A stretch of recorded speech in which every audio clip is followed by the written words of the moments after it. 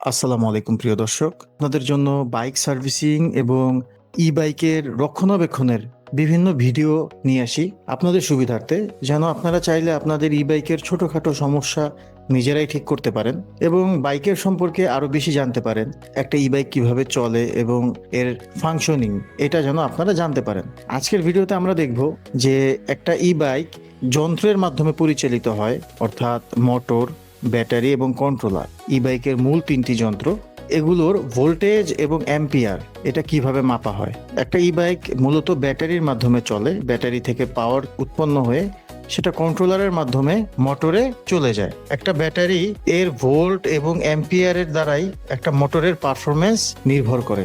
অর্থাৎ ব্যাটারির ভোল্ট যদি সঠিক না পাওয়া যায় তাহলে মোটরের পারফরমেন্স ঠিক থাকবে না, আর ব্যাটারির ভোল্ট যদি ঠিক থাকে তাহলে মোটরের পারফরমেন্স ঠিক থাকবে। এবং মোটর এবং ব্যাটারির মধ্যে এই সম্পর্ক বা শক্তির যেই আদান প্রদান হয় এটা হয় কন্ট্রোলারের মাধ্যমে, এবং মোটর ব্যাটারি থেকে প্রাপ্ত শক্তি দ্বারা চলমান হয়। আজকের এই ভিডিওতে আমরা দেখতে পাচ্ছি আমাদের সার্ভিস ইঞ্জিনিয়ার সাহেব, যিনি ই বাইকের প্রতিটি ব্যাটারির সেল এবং কন্ট্রোলারের যে ভোল্টেজ এবং অ্যাম্পিয়ার আছে সেটা মেপে দেখছেন। এবং মেপে দেখার পরে দেখা যাচ্ছে আমরা প্রত্যেকটা ব্যাটারিতে 72 ভোল্টের বেশি পেয়েছি এবং 20 অ্যাম্পিয়ারই পাওয়া গেছে। অর্থাৎ ব্যাটারিগুলো পূর্ণ পারফরমেন্স দেওয়ার জন্য প্রস্তুত। এবং ভিডিওর মাধ্যমে আমরা আসলে দেখতে পেলাম যে কিভাবে আমরা চাইলে নিজেরাও একটা ভোল্টেজ মিটারের মাধ্যমে এগুলো চেক করতে পারি। আজকের ভিডিও এই পর্যন্তই। সবাইকে অসংখ্য ধন্যবাদ।